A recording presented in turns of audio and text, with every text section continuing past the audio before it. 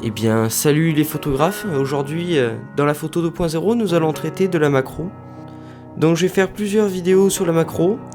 J'ai décidé de traiter ce thème en plusieurs petites vidéos plus précises plutôt qu'une grosse vidéo fourre-tout, car c'est un thème qui me tient à cœur. Aujourd'hui, comme vous l'avez vu dans le titre de la vidéo, nous allons traiter la théorie et la différence entre macrophotographie et proxy-photographie. Si tu ne connais absolument rien sur cette technique photo et que tu veux apprendre des choses, regarde la vidéo. Sinon, abonne-toi pour suivre l'activité de mes prochaines vidéos et pour passer dans un cadre plus technique.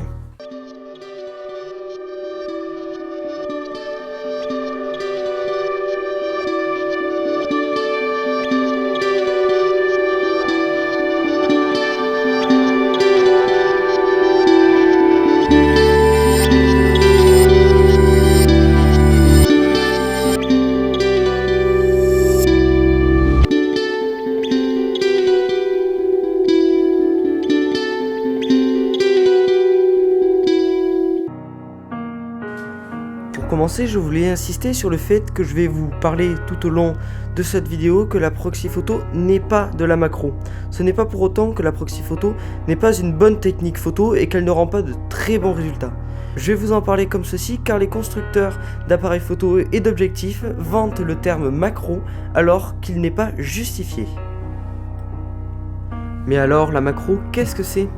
La définition technique de la macro dit que l'image doit être un rapport de grossissement de 1:1. Ce rapport est celui entre la taille de l'objet réel et la taille de l'image qu'il projette sur la pellicule de 24-36, soit l'équivalent approximatif de nos capteurs full frame. Pour que la photo soit dite macro, un objet d'1 cm devra mesurer au minimum 1 cm sur votre capteur full frame. Obtenir ce rapport est une chose assez difficile, il faut souvent du matériel très technique et très coûteux spécialisé dans la macro.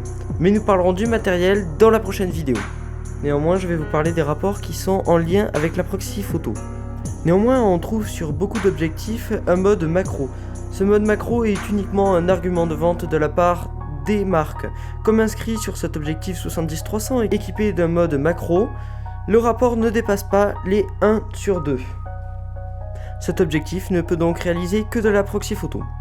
Le domaine de la macro se situe entre le rapport 1:1 et le rapport 10:1. Lorsque vous dépassez le rapport 10:1, vous tombez dans le domaine de la microphoto, très peu connu mais qui donne un grossissement extrême. Lorsque votre rapport est inférieur au rapport 1:1, vous tombez dans le domaine de la proxy photo. Voilà, donc pour récapituler, lorsque nous sommes entre 1:1 et 10:1, nous sommes dans le domaine de la macro. Lorsque nous dépassons 10:1, nous sommes dans la microphotographie.